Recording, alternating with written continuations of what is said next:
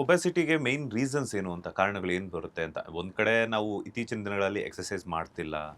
So ಆಮೇಲೆ ಅದ್ರ ಜೊತೆಗೆ ಹೆಲ್ದಿ ಫುಡ್ ಅನ್ನೋದು ತಗೊಳಕ್ಕಾಗ್ತಿಲ್ಲ. ಅದೊಂದು ಮೇಜರ್ ಇವಾಗ ಎಲ್ರಿಗೂ ಗೊತ್ತಿರುವಂಥದ್ದು. ಇದು ಬಿಟ್ಟು ಬೇರೆ ಏನಾದ್ರು ಕಾರಣಗಳಿದೆಯಾ ಅಂತ? ಸೊ ನಾವು ಅಂದರೆ ಎಲ್ಲರೂ ಇದು ಈ 2 ಫ್ಯಾಕ್ಟ್ರಿಗಳ ಮೇಲೆ ಫೋಕಸ್ ಮಾಡ್ತಾ ಇರ್ತಾರೆ. ಹ್ಮ್.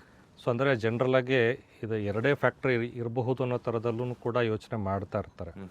ಬಹಳ ಇಂಪಾರ್ಟೆಂಟು ಅಥವಾ ನಾವು ಮಿಸ್ ಆಗ್ತಕ್ಕಂತಹ ಒಂದು ಮೋಸ್ಟ್ ಇಂಪಾರ್ಟೆಂಟ್ ಫ್ಯಾಕ್ಟರ್ ಅಂತ ಹೇಳಿದ್ರೆ ಈ ಅನುವಂಶೀಯತೆ ಅಂತ ಹೇಳ್ತೀವಿ, ಅಥವಾ ಅದಕ್ಕೆ ಜೆನೆಟಿಕ್ ಅಂತ ಹೇಳ್ತೀವಿ. ಹ್ಮ್. ಇವಾಗ ಫಾರ್ ಎಕ್ಸಾಂಪಲ್ ಯಾರೇ ಒಬ್ಬ ಪರ್ಸನ್ ಒಬೇಸ್ ಇರ್ತಾರೆ ಅಂತ ಹೇಳಿದ್ರೆ ಆ ಫ್ಯಾಮಿಲಿಯಲ್ಲಿ ಅವರ ತಾಯಿಯವರು ಅದು ಒಬೆಸಿಟಿ ಆಲ್ರೆಡಿ ಇರಬಹುದು ಅವರಿಗೆ. ಸೊ ಅವರಿಗೆ ಅಥವಾ ದೇಹದ ಒಂದು ಭಾಗ ಇರ್ಬೋದು ಅಥವಾ ಕಂಪ್ಲೀಟ್ ಅವರು ಒಬೇಸ್ ಆಗಿರಬಹುದು. ಅದೇ ರೀತಿ ಫಾದರ್ ಕೂಡ ಅದು ಒಬೆಸಿಟಿಯಿಂದ ಇರಬಹುದು, ಅಥವಾ ಆ ಫ್ಯಾಮಿಲಿಯಲ್ಲಿ ಇನ್ನಿತರ ಯಾವುದೋ ಮೆಂಬರ್ಸ್ಗಳು ಅಂದರೆ ಮದರ್ ಕಡೆ ಯಾರೋ ಒಬ್ಬರು ಪರ್ಸನ್ ಒಬೇಸ್ ಆಗಿರ್ತಾರೆ, ಅಥವಾ ಫಾದರ್ ಕಡೆ ಯಾರೋ ಒಬ್ಬರು ಪರ್ಸನ್ಗಳು ಅವರು ಒಬೇಸ್ ಆಗಿರ್ತಾರೆ.